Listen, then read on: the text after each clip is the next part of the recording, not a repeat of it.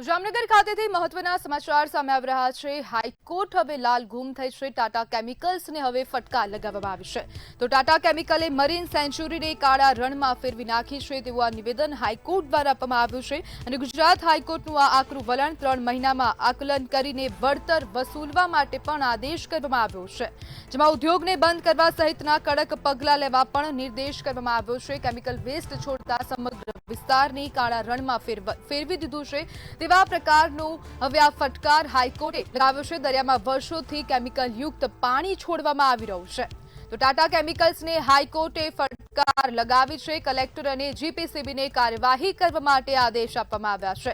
તો જામનગર ખાતેથી મહત્વના સમાચાર સામે આવી રહ્યા છે। 3 મહિનામાં થયેલા નુકસાન અંગે વળતર વસૂલવા પણ આદેશ આપવામાં આવ્યો।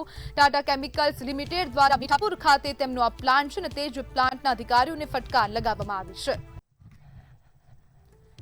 જ્યારે 15 વર્ષથી પર્યાવરણને નુકસાન પહોંચાડ્યાના ગંભીર આક્ષેપ કરવામાં આવ્યા છે। હાઈકોર્ટ હવે લાલ ગુમ થઈ છે। હાઈકોર્ટનું આ કડક વલણ, જેમાં હવે ટાટા કેમિકલ્સને ફટકાર લગાવવામાં આવી। ટાટા કેમિકલે મરીન સેન્ચ્યુરીને કાળા રણમાં ફેરવી નાખી છે તેવું આ નિવેદન આપ્યું છે હાઈકોર્ટ દ્વારા। અને આજે ખુલ્લી નહેરો દ્વારા ગેરકાયદેસર કેમિકલ કચરો અને પ્રદૂષિત પાણી ઠાલવવા બદલ ટાટા કેમિકલ્સ લિમિટેડની સામે કડક વલણ અપનાવવામાં આવ્યું છે।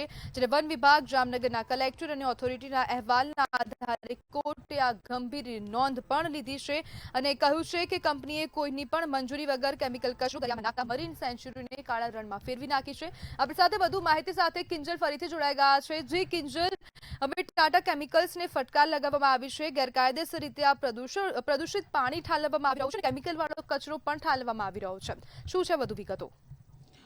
જે વર્ષ 1939થી જે આ પ્લાન્ટ છે તે કાર્યરત છે અને ત્યારબાદ જે કેમિકલ યુક્ત પાણી છે તે દરિયાની અંદર છોડવામાં આવી રહ્યું હતું। જામનગર ખાતે જે મરીન સેન્ચ્યુરી આવેલી છે તે મરીન સેન્ચ્યુરી છે તે કેમિકલ યુક્ત પાણીને કારણે જે આખું જે દરિયો છે તે કાળા રણ જેવો થઈ ગયો છે ને તેને જ લઈને જે જામનગરના કલેક્ટર છે અને તેમની સાથે વન વિભાગ દ્વારા જે હાઈકોર્ટમાં કહેવામાં આવ્યું હતું ને ત્યારબાદ હાઈકોર્ટે આ અરજી ઉપર સુનાવણી કરતા જે ટાટા કેમિકલ પ્લાન્ટ છે તેને ફટકાર લગાવી છે, ઝટકો એક મોટો આપ્યો છે। સાથે સાથે જ્યાં સુધી જે નવી પાઇપલાઇનો ન શરૂ થાય ત્યાં સુધી આ જે ઉદ્યોગ છે જે સોડા એસ બનાવતો અને અન્ય રસાયણો બનાવતો જે ઉદ્યોગ છે તે બંધ કરવાનો આદેશ આપ્યો છે। સાથે સાથે જીપીસીબીને પણ કહેવામાં આવ્યું છે કે અત્યાર સુધી જે 3 મહિના સુધી જે પર્યાવરણને જેટલું પણ નુકસાન થયું છે તેનું એક આંકલન કરવામાં આવે અને તેનું વળતર છે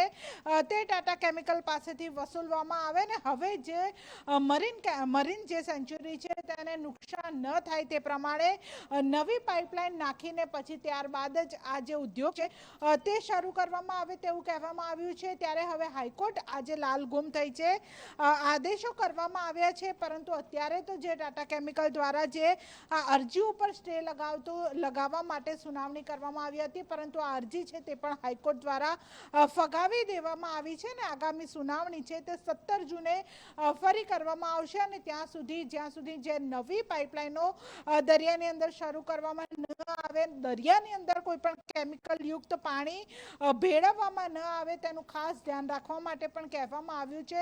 સાથે સાથે જે જામનગરના જે કલેક્ટર છે તેમને પણ કાર્યવાહી કરવાના આદેશ આપ્યા છે અને જીપીસીબીને પણ કાર્યવાહી કરવાના આદેશ છે તે હાઈકોર્ટ દ્વારા આપવામાં આવ્યા છે। જી બિલકુલ કિંજલ, સમગ્ર માહિતી બદલ આપનો આભાર। 3 મહિનામાં થયેલા નુકસાન અંગે વળતર વસૂલવા નિર્દેશ કરવામાં આવ્યો છે। હાઈકોર્ટે હવે સમગ્ર મામલે ગંભીર રીતે નોંધ લીધી છે અને જે પ્રમાણે કેમિકલ યુક્ત પાણી અંદર છોડવામાં આવી રહ્યું છે, દરિયામાં ઠાલવવામાં આવી રહ્યું છે, તેના જ કારણે હવે હાઈકોર્ટ દ્વારા ફટકાર લગાવવામાં આવી છે।